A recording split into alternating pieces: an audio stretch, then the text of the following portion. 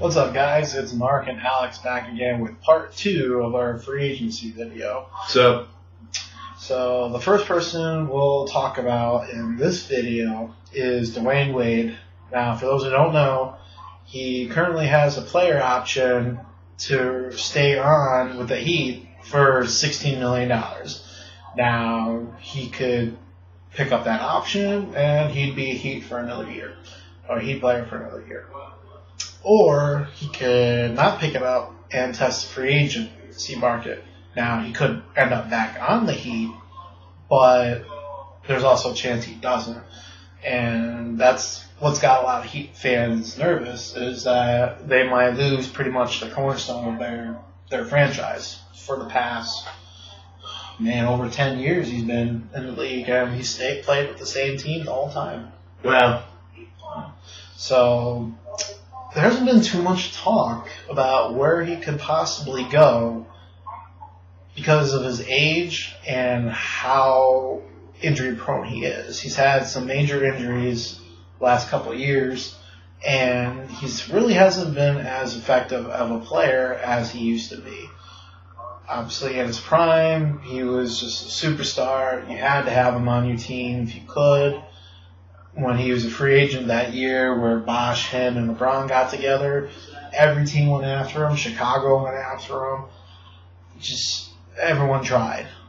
Ultimately, obviously, they all went to Miami. This time it's a little different. I don't think there's really too many teams that are seeking him out.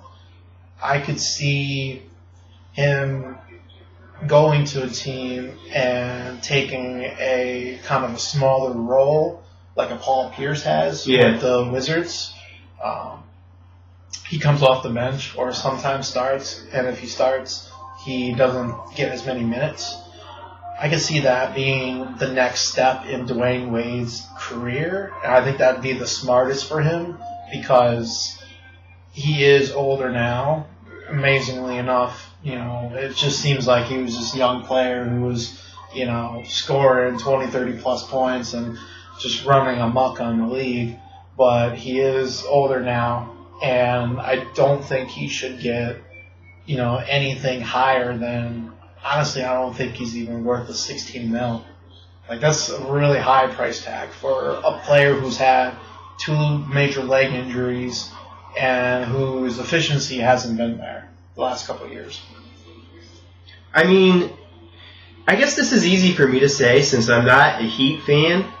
But if I was, of course I'd be disappointed if he left because he's been on the team forever. Right. But at the same time, it might actually be a good thing if he does leave the Heat, in a way, because he's way past his prime. Yeah, he's had a great career, and he might still be an okay player and a decent bench player and a role player. He'd be a good player to have off the bench. But thinking long term here, in a way, the Heat might just be better off if he leaves. Yeah. Now, where he goes, I have no idea. It could be interesting if he reunited with LeBron. Possibly. That has been some talk where we could see a possibility that he reunites with LeBron, since Cleveland probably won't keep both Shumpert and J.R. Smith, or maybe not even resign one, and they might have a need for someone like D. Wade to come off the bench or, to fill in as a starter every once in a while. So that'd be pretty interesting to see, and it would just be it'd be super ironic because LeBron goes down to the Heat, leaves his team behind, and they have success, and now D. Wade leaves the team that he's been with forever to go join LeBron. So now Cleveland gets, if that was to happen, hypothetically, Cleveland would be the Miami Heat, essentially. That would be amazing, but another thing, though, if he doesn't, a reason that may prevent him from leaving is he probably has a house down in Miami and his family there, and he probably wouldn't want to move away from his family. And interestingly enough, though, he has ties in Chicago. He grew up in Chicago, okay. too. So if if we talk about location and where someone's like history is or whatever, that could be another interesting thing, and we'll get into that. When I talk about my team being the Bulls. The Bulls. That doesn't have the same ring to it, but yeah. But yeah, it is tough for a veteran player to up and leave a certain area that they've been at forever. Yeah.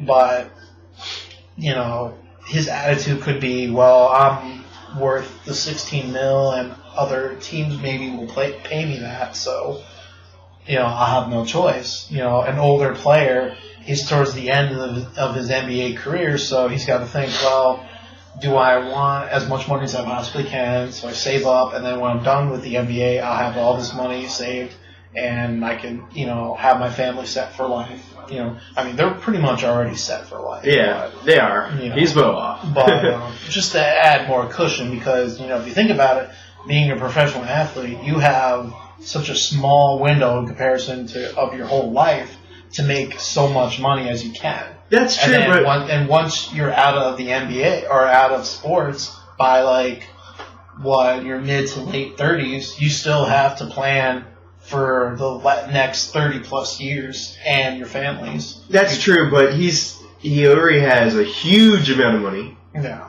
And he's going to have a lot of opportunities that most people probably wouldn't have. Yeah. Well, so I could see him being from the perspective of speaking from just from that perspective. Yeah, I get what you're saying. That's the attitude. I get what you're saying. So as far as where I think what might happen, I think it depends the pressure from the fans, because this is kind of like a similar situation we can relate to when it came to Derek Jeter and the Yankees a few years ago. Yeah. We would have been heartbroken if he was no longer a Yankee. I can't picture. And finish his career on a different team. Yeah. No matter, even though his skills have declined and he's older. Production was a little still, down. It just would be hard to see your favorite player, one of your favorite players, leave your favorite team after being there for so long and ending their career on a different team. Yeah, so I think that could be the pressure that Miami's is under to keep Dwyane Wade, because he has such a big following, and that's who built their fan base. Look at the situation with Kobe, similar type of situation. Yeah, and I know a big part of that deal was the Lakers did get a big TV contract from a TV company or TV station, and they didn't want any kind of riffraff from that deal. Yeah. So they held on to Kobe for as long as they could. But that's a whole other thing. But realistically, for Wade, he should take what he can get in a smaller role, just so his health isn't really affected as much. He can also be a key element to a team without eating up a lot of cap room. Yeah. So, if he could find somewhere that would give him 10, 12 mil and make him maybe a bench player that, sees 20, 30 minutes, maybe a little less than that, and he's a great, scorer. He's a good presence on the offensive side of the ball. I think he can do pretty well defensively, but that's diminished over the years. So he would definitely find a team somewhere to take him. I think ultimately Miami probably eats the 16 mil, or no, I'm sorry. I think he ultimately stays with Miami and takes the 16 mil, because I think the writing's on the wall that no team is going to give him that much, and he might as well just make as much as he can. And if he puts himself out there to play more minutes than he can physically handle, then that's going to be on him and the team. But realistically, I think he should go to a team that'll give him the 10 or 11 to be a smaller starting role or a bench player. That still wouldn't be bad. $10 million. Yeah. For a bench player? Yeah. So, but, that's my thinking, and that's a lot of other people's thinking too. But that's Wade's situation. It's a very interesting one, because, again, you could see LeBron in reverse.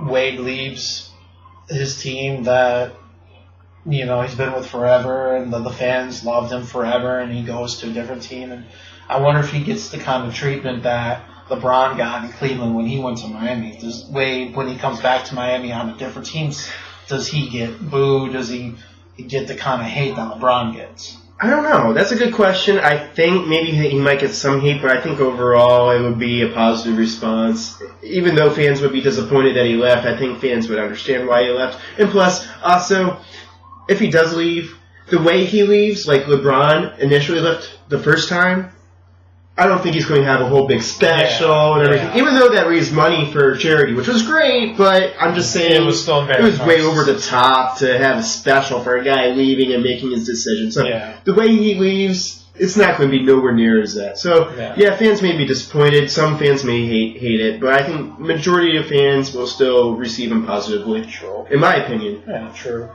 So the last really big name out there is DeAndre Jordan, the center from the Clippers. Big, important player for the Clippers. A huge reason why they've seen the success that they did. Compliments Blake Griffin pretty well. Blake Griffin too. Definitely CP3 was their biggest reason. But when Blake was hurt for that time during the season, DeAndre stepped up big time and just became a force to be reckoned with. So he is an actual, just straight up unrestricted free agent. So that means starting July 1st, he is no longer a member of the Clippers. He can shop around and see what his best offer is, what best suits him, and go that way. There's a lot of talk with him resigning because he likes it in LA. He has a good relationship with the team, and it would just be very difficult for the Clippers to kind of make up for losing him if they do. Because if they pick up any other center, it's going to be way different DeAndre Jordan. Because not only is he great defensively and a big man down, protecting the rim, but he scores like a beast. He's a phenomenal player. If I didn't have Jakeem Noah on the Bulls, I'd take DeAndre Jordan. On average, how many points per game does he average? His low is usually like 15 to 20. He averages probably anywhere between like 20 25 on a good game. He can get up there in like the 30s. Assists too? He's not much of a disher.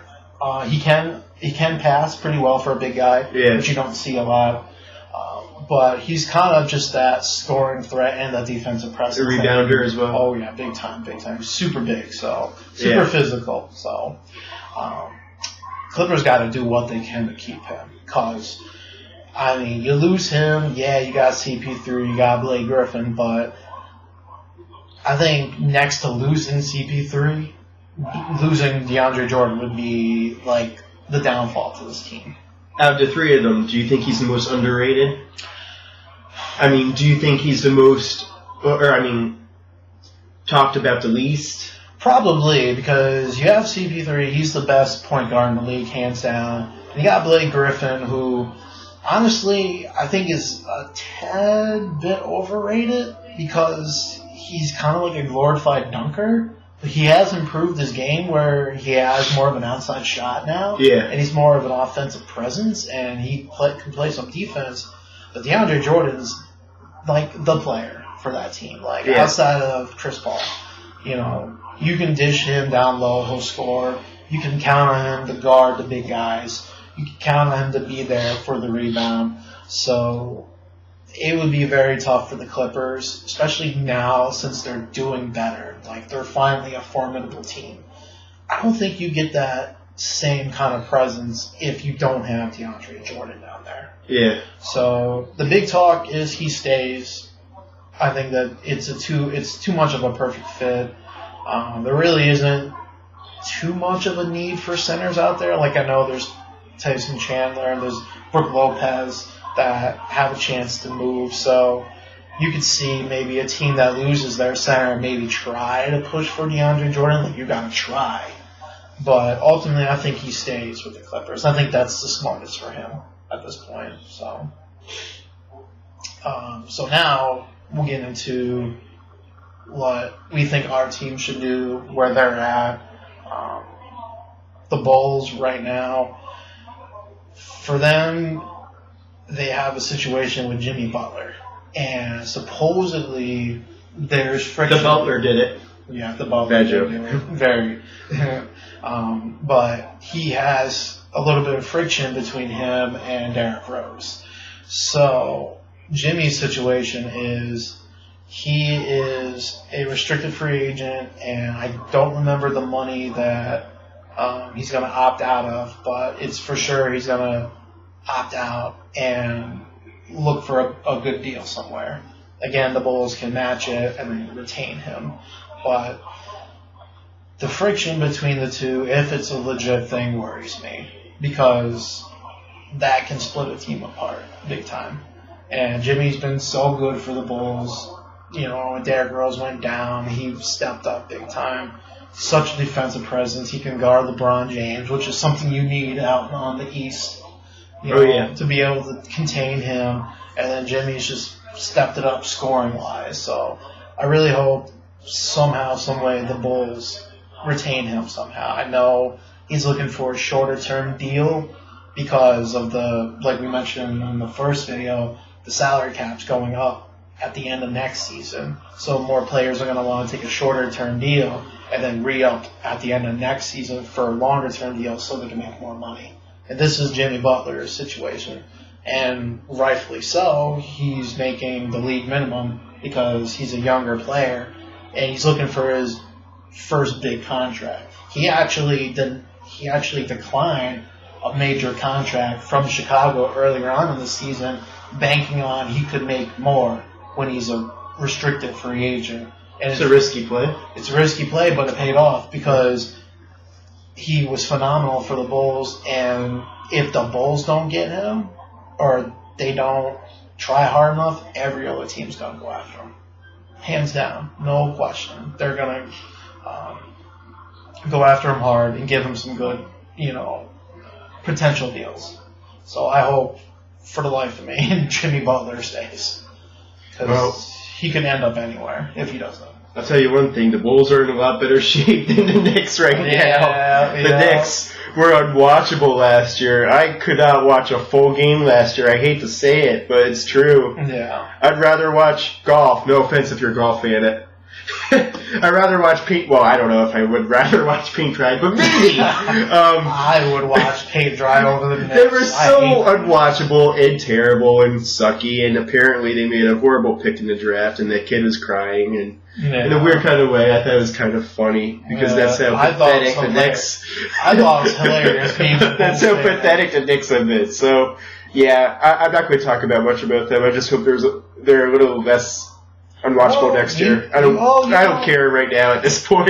Here's the thing, dude. They have a chance. Here's the thing. So you're saying there's a chance? There's a big chance because if the one thing that they did right was dumping off these contracts with Chandler, with Amari Stoudemire, J.R. Smith, and then trading Shumpert. Shumpert. I wish they kept Shumpert, though. I really liked him. And they just moved Tim Hardaway Jr. during the draft. So the potential cap hit that these younger players could command is gone. So now they have tons of money. Now, one person we forgot to mention was Marc Gasol. He's someone that the Knicks are focusing on big time. He's a great power forward for the Memphis Grizzlies, Pau Gasol's brother. And he's a great scorer. I think he'll complement that team really well. But I know they're pushing for him big time. Honestly, they should make a move for Kevin Love or LaMarcus Aldridge to get more scoring, to get someone outside of Carmelo Anthony because he's a black hole. You throw him the ball never comes out other than towards the hoop, and he misses or makes. He's a good scorer. I'll give him that. But he's pretty one-dimensional, though. Yeah, but that's why they need someone outside of him. Get a big that can score. Get a point guard. I mean, Rajon Rondo. He's a free agent. At the very least, he's a great assist point guard. He doesn't need to score to be good. He just needs to pass the ball, and he'll do fine. So the Knicks have a chance, man. Don't worry. They have the money. I don't really have that high expectations, to be honest. So don't have. They get Phil Jackson. You think that I know obviously they're not going to win a championship overnight, but at the same time to see them do that crappy last year, that was pathetic. You get Phil Jackson, you think that they'll be a better team, and I get it. Carmelo got hurt. That doesn't help, despite the fact that he is a black hole. They do need him. They're even worse without him. They don't have because they don't have anyone else. So I'm just saying that you get Phil Jackson, you get a little bit of hope here, and but it's you think they're going forward, and they take 5 steps backwards. But it's a long-term thing because Jackson saw what no one else wanted to see with players like Smith and Shumpert, that they pretty much disappeared during the finals. So that tells me he saw that during big games, they won't be there. So I think he ended up making a smart move by getting rid of them. Obviously, getting rid of Mari was good because he was an older player. And getting hurt all the time. The one thing I question is losing Tyson Chandler, and that might have been before he went on. But I'm sure he probably would have tried to keep them. Again, you guys can correct me if I'm wrong on any of this, but he set the Knicks up to rebuild, and he's got a lot of money to work with. That's true. But he's got to work on his pitch, his sales pitch, because you got, even though the owner, Steve Dolan, has stepped back and let Phil run basketball stuff, so he's not poking his nose and everything, you still have an owner that was kind of overbearing. You have you kind of have almost an unknown with Phil because, yeah, he can make some good moves to get rid of some players, to open up some room, but then there was a time where he moved these guys and did so well, and they're like, why are we moving them? Because they were doing so good, are you just going to get rid of good players in favor of someone that you like? Also, he's like so in love with the triangle offense. It's a kind of a thing in the past. He needs to get past that. Like, again, I'm not much to trash Phil because, again, Bulls. But, you know, this is the NBA of the 90s or the early 2000s where the Lakers are winning all the time, you know, or the Bulls. The NBA game has evolved. So I think he needs to make a play for LaMarcus Aldridge, try to steal him from LA, from Portland. I think that would go well. I think you try to work with getting Rajon Rondo just as your assist guy. I think if he can piece together a good point guard that can dish the ball, create a shot like Rondo, and then if they can get another scoring threat along with Melo, then the Knicks will be really good. Like I said, I don't have high expectations. You made a lot of good points, but I don't have high expectations next year. I get it, it's a process, but I still don't have high expectations next year. I think my only hope is they're a little less of a train wreck. Okay. A little more watchable. But not about expectations, but it's about... I don't care right now. Seriously, I don't. I don't have high expectations. They're going to suck next year, too. They might not, though. They really might not. You got to watch this free agency, because if they start picking up players, they'll be good. Trust me on this. Hopefully. If they pick up any... I heard that they made a crappy first-round pick. So. That's fine. How many teams make a crappy first-round pick, and then the pick goes away, and then they still do well? I mean, the Bulls made crap picks, and they've been really good for the last 3 or 4 or 5 years. So true. You know, a crap pick doesn't mean that your franchise is doomed. I know. Especially in the NBA. You can recuperate the next year. Mm-hmm. In football, that's when it screws you up, because you pick a crap quarterback, and Geno Smith, Mark Sanchez. Then your franchise is screwed for some time. Yeah. See Jets. But the Knicks have a shot to do a lot of big things this offseason, and the fans should be hopeful, not have expectations, but hopeful that they see the potential out there. And you got to put your trust in Phil. What more do you have? So let's see what happens. We'll see what happens. Yes. Bulls re-sign Jimmy Butler. Hopefully. Okay. You angered the basketball gods. I did. With your negativity. All right, guys, let us know what you think is going to happen. Where do you want these players to go? Where do you see them going? Or what do you want for your favorite team? Throw them out there. And these players, we mentioned so many good ones. And that's not even, thinking about what's going to happen next year. Next year, Kevin Durant's a free agent. Ooh. That's total mind blowing. That's going to be crazy. So yeah, let us know your thoughts. Do you agree with us? Disagree with us? Do you think the Knicks will be better next year? Hopefully. But again, you know what I'm going to say. So all right. Take care and go Bulls. Yeah. I'm so enthusiastic. Thanks for watching. Well.